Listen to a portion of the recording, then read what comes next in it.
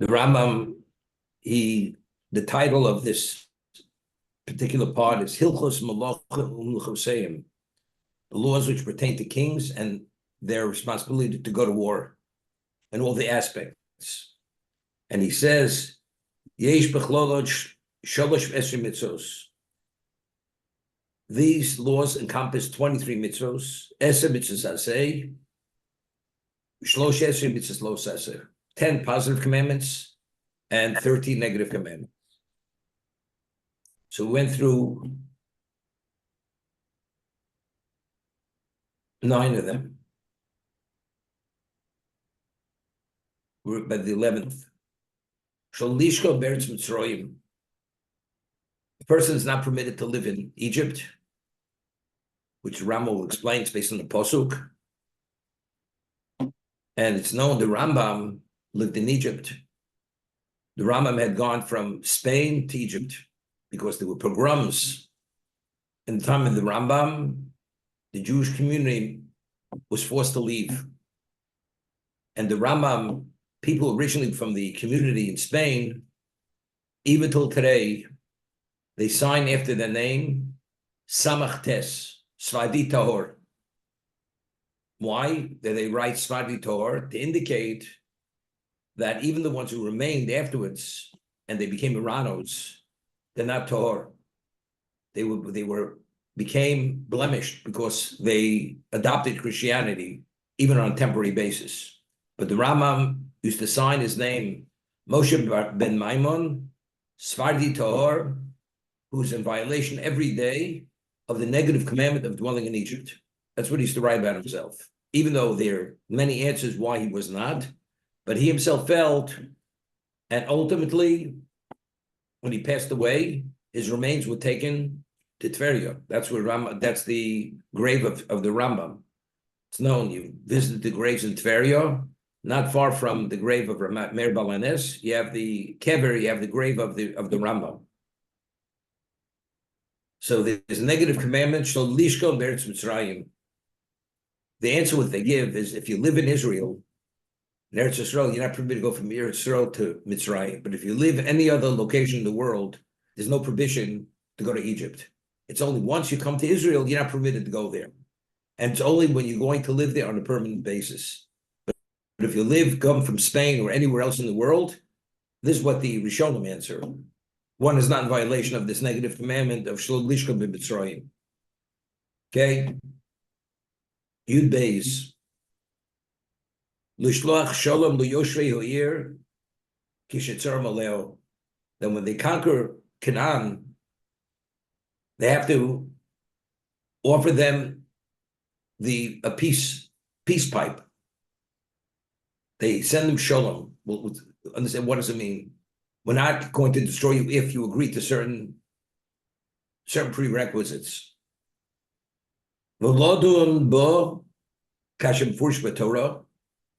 And to judge them, they accept all the laws which pertain to them versus the Torah law. Vim tashlim, im lo tashlim. Do they agree to accept those terms or don't they accept? If they don't agree to accept the terms, then they're destroyed. We'll see later. Yud Gimel. Shalidro Shalom Mi'amunu Moav Bilvaj Kutsar Maleim. When you lay siege on communities of Ammon and Moab, where the Torah tells us that even if an Ammonite Moabite converts to Judaism, he's considered an illegitimate Jew. Because when we were in the 40th year, they didn't offer us the bread and water, but rather they hired Bilam to curse us. Therefore, other communities will lead to siege. We give them this prerequisite. If you accept our terms, you will continue. If not, we destroy you. When it comes to Ammon and Moab, we don't seek out their peace. Yud Daled, 14th.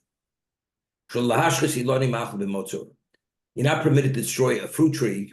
When you laid siege on a city, you're not permitted. If it's a question of pikuach nefesh, you have to destroy the trees you can. But the concept of scorched earth, just to destroy fruit trees, that you're not permitted. That's a Torah violation. Tezvov, 15th mitzvah. Laskin yad shiotzu bo balei hamachne liponus bo. Interesting. You know, the Torah tells us that Voyo Machnecho Kodosh, that a Jew, the camp has to be clean, Kodosh, holy. You know, they say that cleanliness is the closest thing to godliness, because we find the Torah says that if a person does his bodily functions, you have to bury the human waste, and therefore in the Midbar, whenever they would do their bodily functions, which the Gemara asks, but if they ate the man, and the man was absorbed in their inner organs, there was no bodily function. So the Gemara answers in Yuma, there were times they would buy provisions from wandering caravans, and they bought that food. That food they bought was not absorbed. That food was actually expelled from the bodies based on the normal digestive process. So you have a yad. You have somewhere that whenever they have to go out, there's a location outside the community to keep the community clean. A location outside the camp where people go do the bodily functions. Torah says explicitly that each person, each soldier, had on his backpack, he had a spade. What was the spade for? That whenever he had to do his bodily functions or there was something unclean, he would dig into the ground and cover it over. It's interesting, this is an aside, there's Gemara in Chulin, and the Gemara tells us that if a person steps on bread, it actually could bring about poverty, since bread is the staple of life.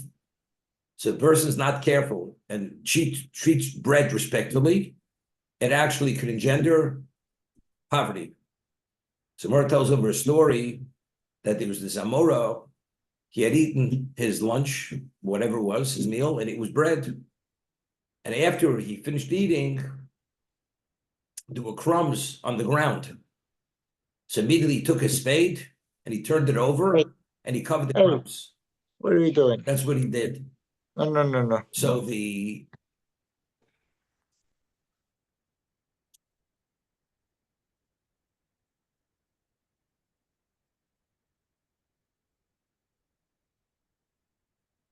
Alan, silence yours. So there was a malach.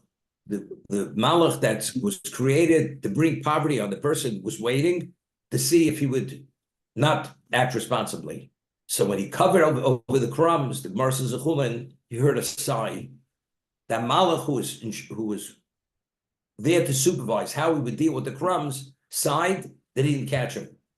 Because the moment he finished eating, he took his spade, turned the ground over, and covered over the crumbs. Therefore, it's important to know that Tatzi Shabbos, especially if you have children, and you have crumbs under the table, or you have bread on the floor, to make sure not to sweep up. Because if you don't sweep up and you walk on those crumbs, it chas v'sholom to bring about poverty. Because bread, or the crumbs, which represent bread, is a staple of life, and therefore we should be careful. So just an aside, so every person had a spade that whenever he would have to do his bodily functions, he always made sure to dig into the ground, cover it over, so the camp was always considered clean. L'bshor Kohen, l'dabe bozni achi atzova b'shas b'chama. You know, the two Kohanim Gedolim, the two high priests. There's a high priest who officiated in the Beis Hamikdash, and there was a high priest who was called Meshuach Melchama. He was anointed specifically that he would go to war together with the people, and he wore 8 vestments, like the Kohen Gadol who officiated in the Beis Hamikdash. Pinchas, when he went to fight against Midian, to destroy Midian, he was classified as a Meshuach Melchama. Pinchas, after he killed Zimri, became a Kohen. When he went eventually to destroy Midian, was in the story of the Baal Peor, he was a Meshuach Melchama, he wore 8 vestments.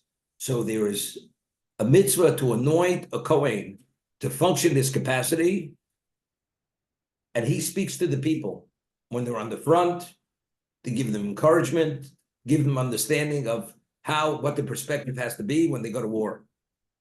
Leos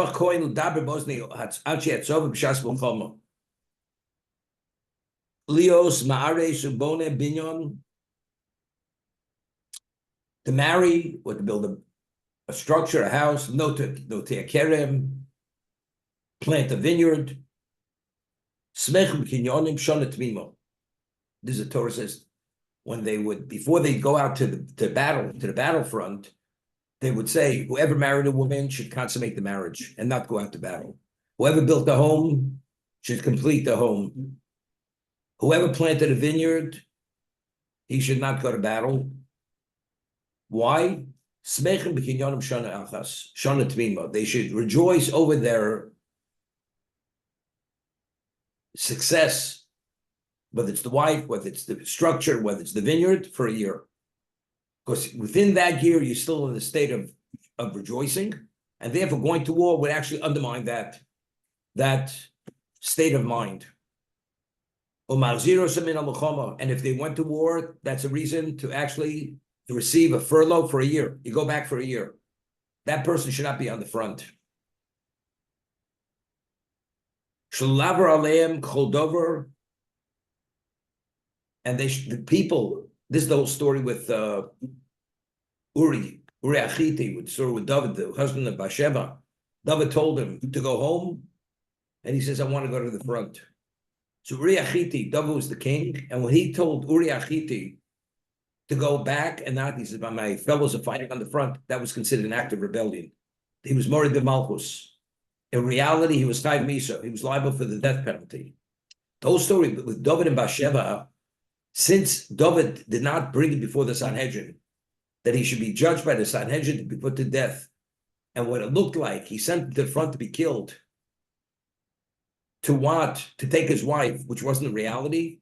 So the issue with David was, it was perception. Factually, Uri Achiti deserved to be put to death because he rebelled against, and if you go against the dictate of the king, the person is liable for the death penalty. So David had a right to have him killed, except it should have been made public why he deserved to die. He didn't send him to the front to be killed because he wanted to take his wife. Lo yetzu afil tzorchi ir, l'tzorchi agdud. Person says, I'll go out to what? To cover for those who were out in battle, to cover, they were responsible to do things in the city. Tzorchi agdud, or behind the supply lines. I won't be on the front, the battlefront, but I'll be on the supply lines. V'domno, any type of responsibility during this year, they're exempt. They should be fully focused on the year of rejoicing. Whether it's marriage, whether it's building the house, or whether it's the vineyard, planting the vineyard. The Gemara tells us in Sota, based on Psukim, that if a person was weak-hearted and he was in the battlefront, and all of a sudden he wants to leave and go back, that people on the lines there, that anybody would attempt to go back, they would actually break their legs. Strong-armed Jewish soldiers, like centuries, wouldn't let them go back. Why? So, of course, the Gemara says, Rashi Chumash cites it, Tchilas Nefilas Nisa. The beginning of losing a battle is when you flee from the front, when you demoralize the people. If people see people leaving the front, everybody becomes demoralized. So therefore, there's a negative commandment. You should not retreat. Of course, if the retreating is for the sake of battle is one thing, but if a person just goes back because he feels he doesn't want to be there because he's frightened, he's in violation of negative commandment. Din Yifas Torah, the law, if you see a beautiful woman in the battlefield, although she's not Jewish, or even she's a married woman, you're permitted to take her based on certain circumstances. That's the mitzvah of the Yifas Torah. Shel timocher Yifas Torah. Let's say a person takes her, then realizes he's not interested in her. He can't sell her. Once he takes her as this prospective wife, and he realizes he's not interested, he can't sell her off like a slave. He cannot. After he cohabits with her, and we'll discuss the law whether it's pre-conversion, post-conversion, it's pre-conversion, he can't use her as like a housekeeper. No? After he took her as a fastor, which he had relations on the battlefront with her, as a non-Jewish woman, he brings her back, he says she'll make a good housekeeper. He's not allowed to do it. The moment he engages with her sexually, he has to treat her based on the laws of Torah. He's not interested, he has to send her off as a free woman. He cannot in any way subjugate her to servitude.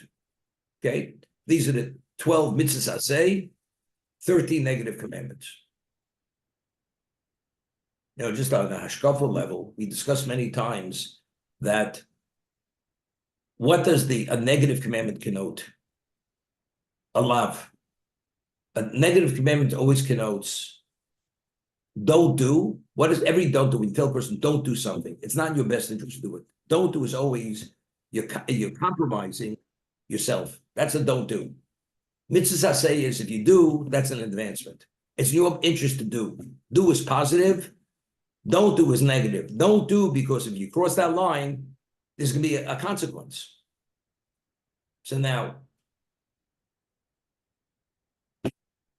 13 negative commandments. We said it many times. 13 is echod.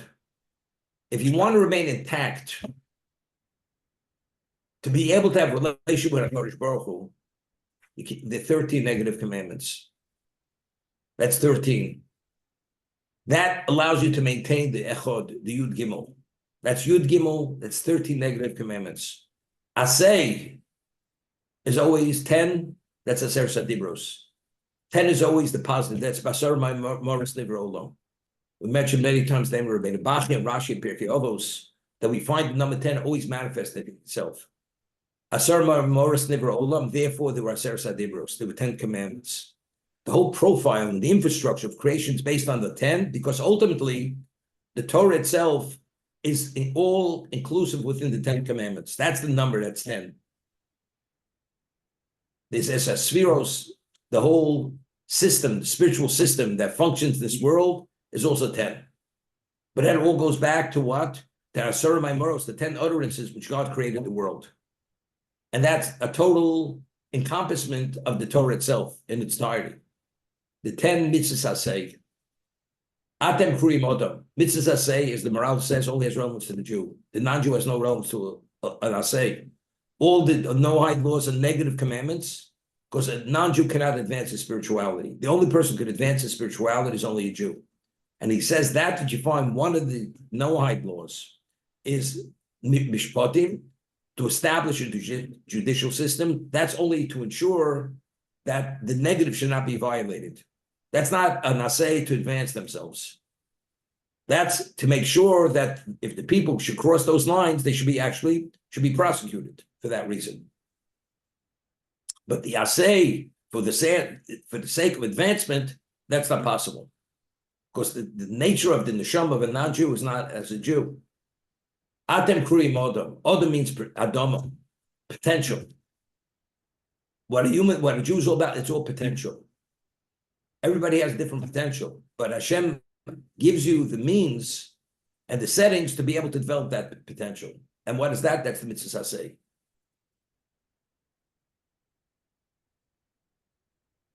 We had mentioned, the Rabbeinu Yonah in Shari Tshuva writes, the Gemara says many times that a person is confronted with to violate the Torah, and he does not, it's kilukim mitzvah. It's as if he fulfilled the mitzvah. The question is, which mitzvah? Person was confronted, he wanted to put on tefillin, and he wasn't able to put on tefillin. Kilum kim mitzvah. He wanted to eat kosher, and for whatever reason wasn't able to.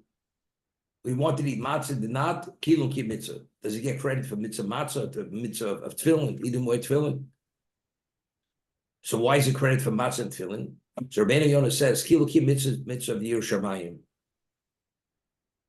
He gets credit. That was his Yerushalayim. That he wanted and he wasn't able to. Why did he want to do it? Because Hashem dictated he should do it. So that he wasn't able to do it, even though he didn't fulfill that particular mitzvah, but Yerushalayim, that he did. That he actualized by attempting to do the mitzvah. Unfortunately, he wasn't able to bring it to fruition.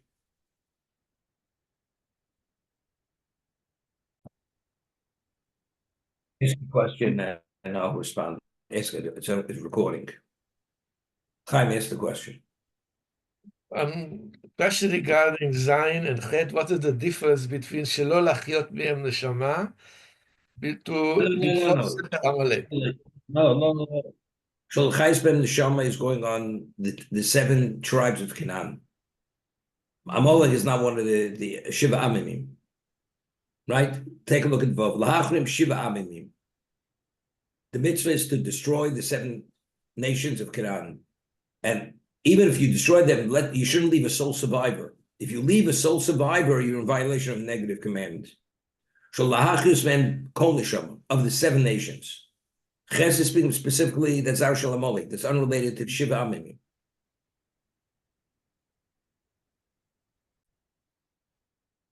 Rambam Perak Aleph Halacha Aleph Hilchos Malochim. Shalosh mitzvos nitztavu Yisrael b'shas k'nisos l'oretz. There were 3 mitzvahs we were commanded when we went into Eretz Yisrael. King. Limnos Mikdash. Melech. King. The first mitzvah is you have to appoint a king. Well, when we went in, we had 7 years of conquest and 7 years of dividing the land. Okay? Now, the Gemara tells us in Shavuos, what was Moshe Rabbeinu's status? Moshe Rabbeinu had a status of a melech. He was a melech. King. Although he wasn't anointed as a king, but he's appointed by Hashem as to be the leader. That way he was a king. And all the laws of melech. Yoshua ben Nun, who was chosen to be his successor, had the status of melech. But he was already appointed before we went into the land. That's before Moshe Rabbeinu passed away. He was appointed to be the leader, which was the melech. Now, when we're in Eretz Yisrael, who led the battles and the conquest? That was Yeshua ben Nun. After Yeshua ben Nun passed away, now we need a king. We have to appoint a king. That's the first and foremost. It took a while. Because Shaul was the first king, we were there for a while. We had a time of Shoftim. The ones who were ruling the land were the judges, which wasn't so simple. But the mitzvah, when we went into the land, only then did the mitzvah of appointing a king, did it come in to be actualized. Limdus v'mel shenemar, som tosim alecha melech. You must place a king in position. That's the first mitzvah. Lahachon is Arashal Amalek. The second mitzvah is to annihilate and destroy the progeny of Amalek. Shneimar. You should actually obliterate the memory of Amalek. That means there should be no trace of them. Stop for a moment. We find by Shaul, when he went to battle, not only did he not kill Agag, who was the king of Amalek, he took livestock for korbanos. And Hashem comes to Shmuel HaNovi in a prophecy and says, I regret that I ever appointed him to be king. His kingdom is coming to an end. He will not be the king any longer. He did not heed my word. You're not permitted to take anything that belonged to Amalek, because anything that belonged, even an animal, that being a possession of Amalek in the past, automatically there is a zecher, there's a trace, a memory of these people. We find in Mishlei, Shlomo says, Shem Rishon Yirkov, the name of the evil should rot. Why should it rot? Because evil, if there's any trace of evil, people may be attracted to it. And that's why you're not permitted to praise a Russia. Because what the Russia represents, he represents what's contrary to Kedusha, to the will of Hashem. So to praise the Russia, and that's what? It's a Zechat Tzadik Livrocha. Shlomo says in Mishlei, when you mention the Tzadik is Livrocha, you always quantify him in the most positive way, to extol him, to praise him. The Russia, the evil, Shem Risham Yirkav. The name of the evil should rot. Rot is to totally disintegrate, that there's nothing left. But that's only the person. What about his belongings? The belongings that belong to a Russia. It's not a problem. But Amalek, it's Tibcha, Zecher. You should obliterate the memory. There should be no memory, nothing to be associated with that.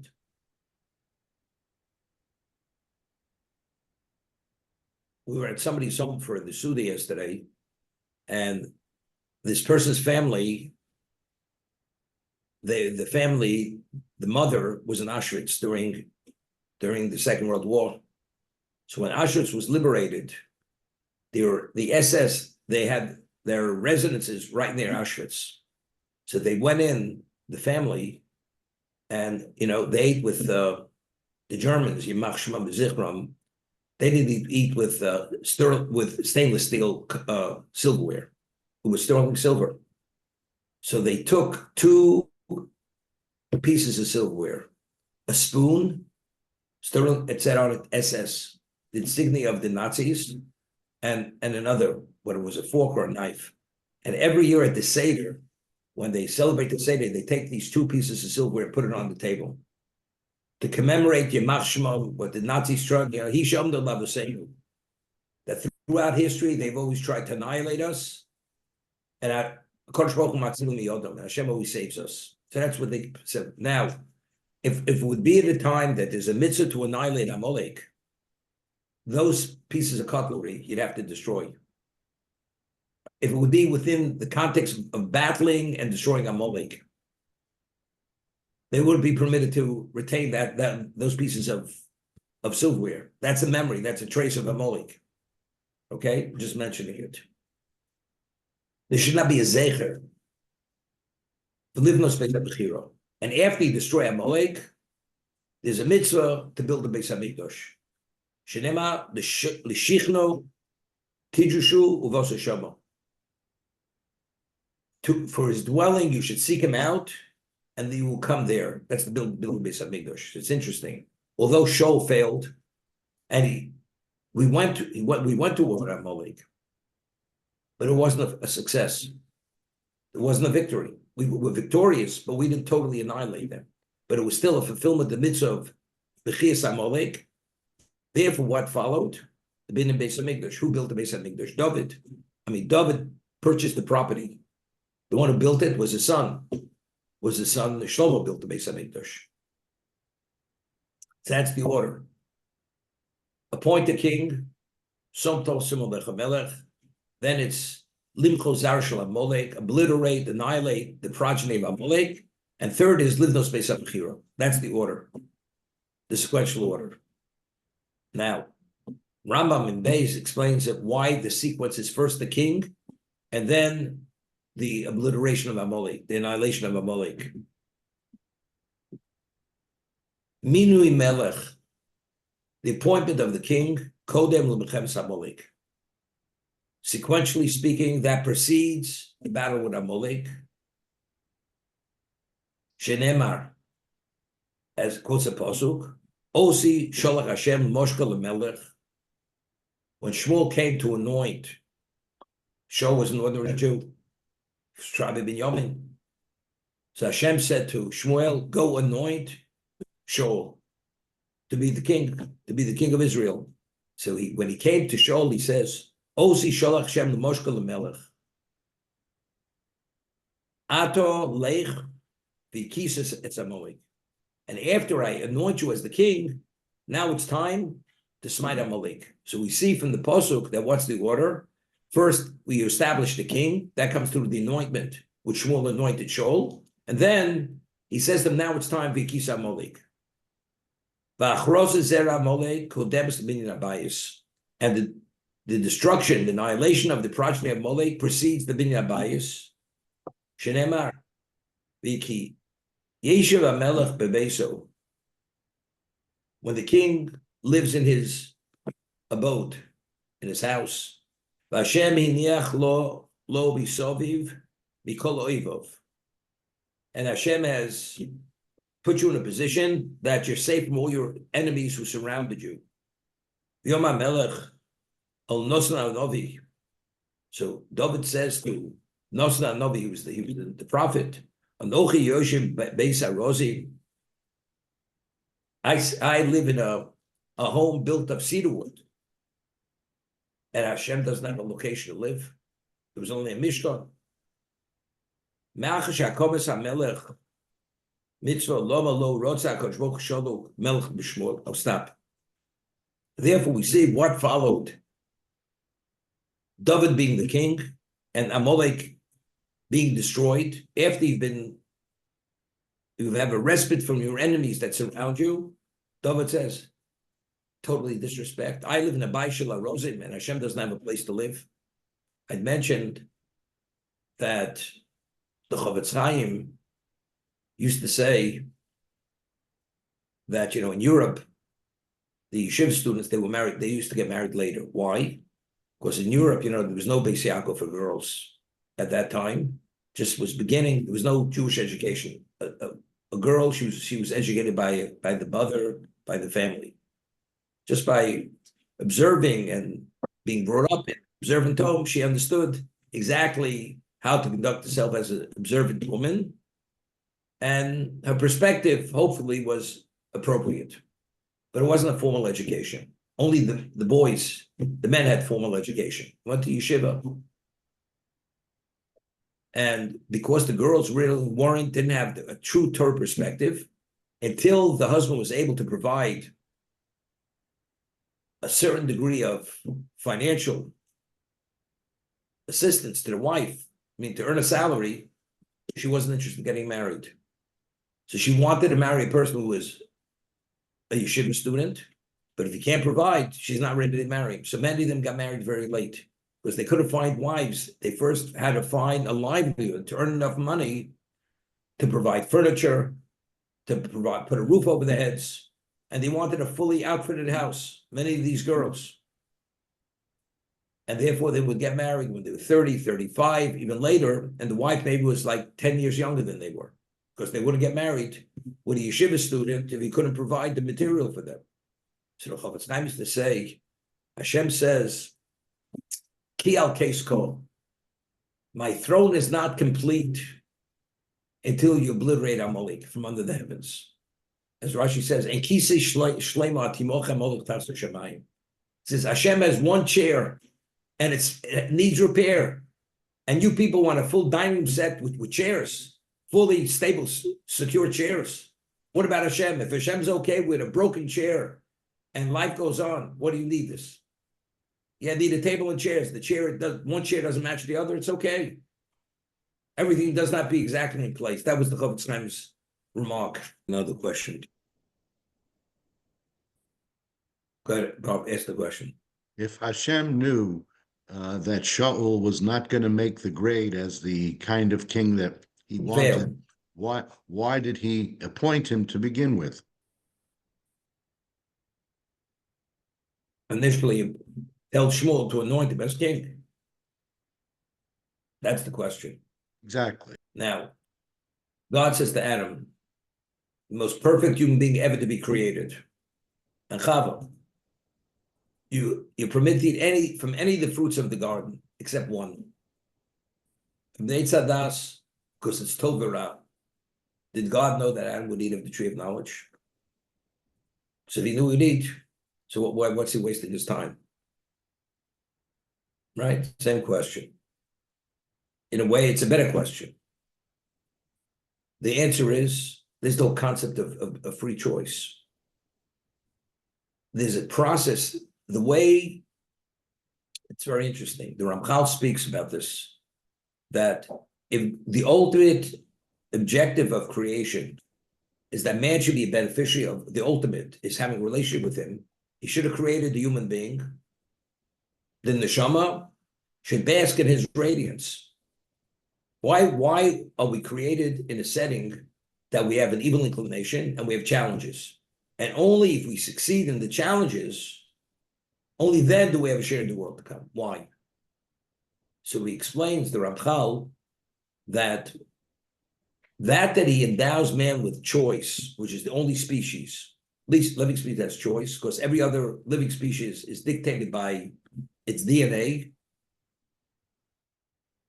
Every species behaves and acts exactly the way it does because that's the way it's been programmed. The human being, no. We have instincts, but we can always override instinct. And many areas of our lives, it's not based on instinct. It's based on decision. on choice. Why? Because just as Hashem himself, I always mention this, what is the basis for a relationship? The ultimate relationship is compatibility, to be compatible with the other party. What is the basis of compatibility? Commonality. Hashem, nobody tells Hashem what to do. Hashem always does what he wants to do. Of course, what he does is always right because he's absolute in truth and in clarity.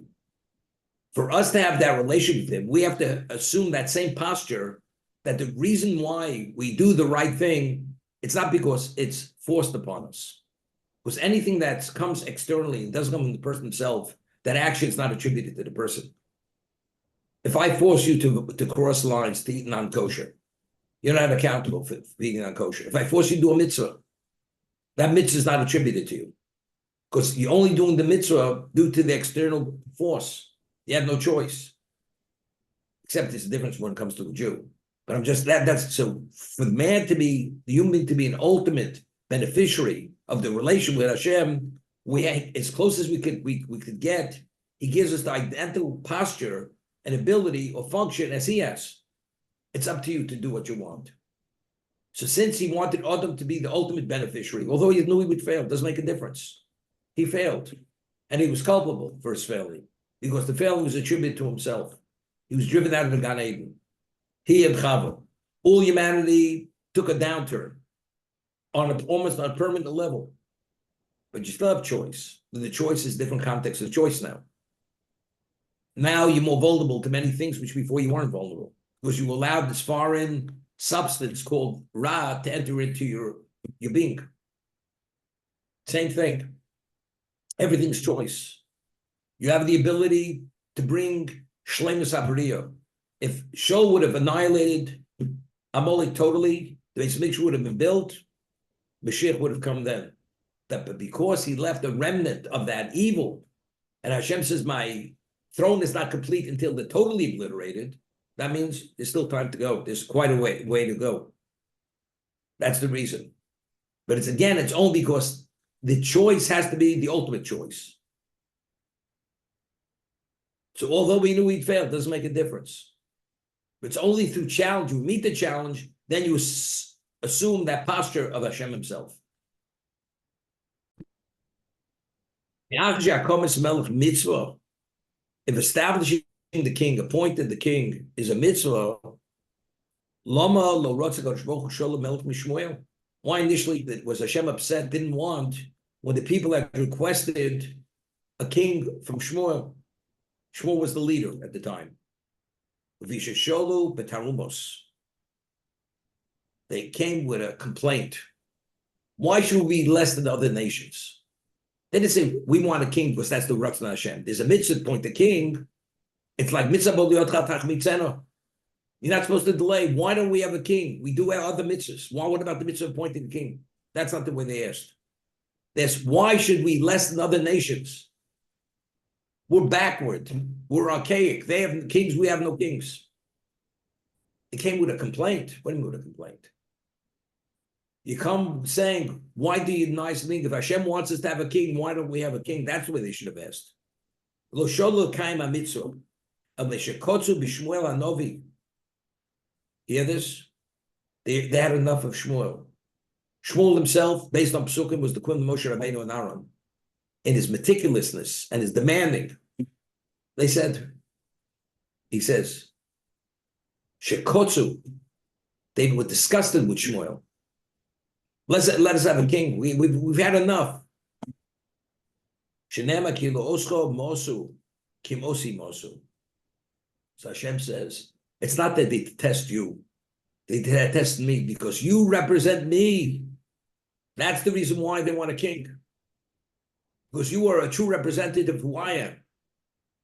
Therefore, that's the reason why they can't tolerate you. Now we speak about anti-Semitism. Why are the Jews despised? Many years ago, Bear Wine had a history series, a tape series. We used to have it many years ago. The Yad was like, we had 2 attaché cases filled with tapes, different eras. He spoke about anti-Semitism. He said, anti-Semitism is like a virus. Whatever the anti-Semite says, it's, because it's the Jewish landlord. It's the Jew being aggressive. all this, these are reasons they come up with. It's like, it's literally a level of intolerance because the Jew has a certain level of representation and they're something else other than that. They can't put their finger on it. So they say it's the landlord, it's the dishonesty, it's the aggressive, whatever they say. But it's again, because they cannot tolerate what we stand for. We stand for something which is the antithesis of what they're all about. And that's what he says. The reason why they can't tolerate you, Shmuel, it's not you. It's because you represent me. They don't want to have that relationship. That's why they want a king. That's the Tarumas. Why can't we be like other nations have kings? What do we need you here? It's interesting.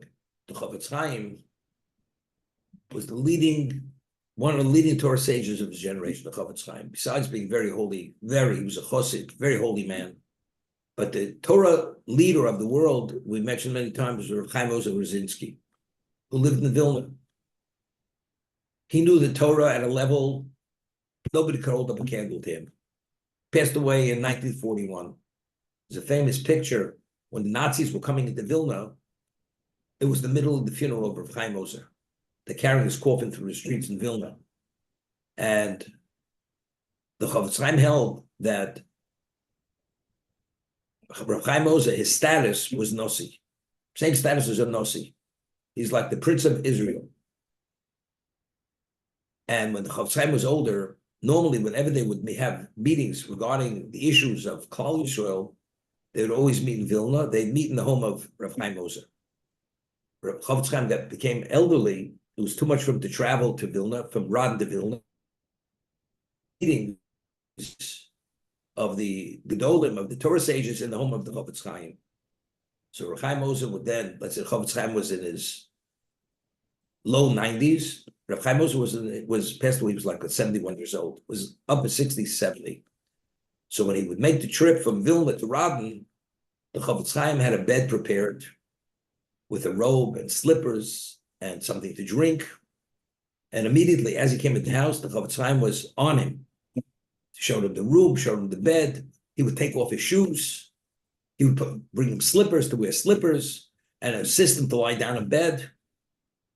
And the Chofetz Chaim was like on it, you can't imagine.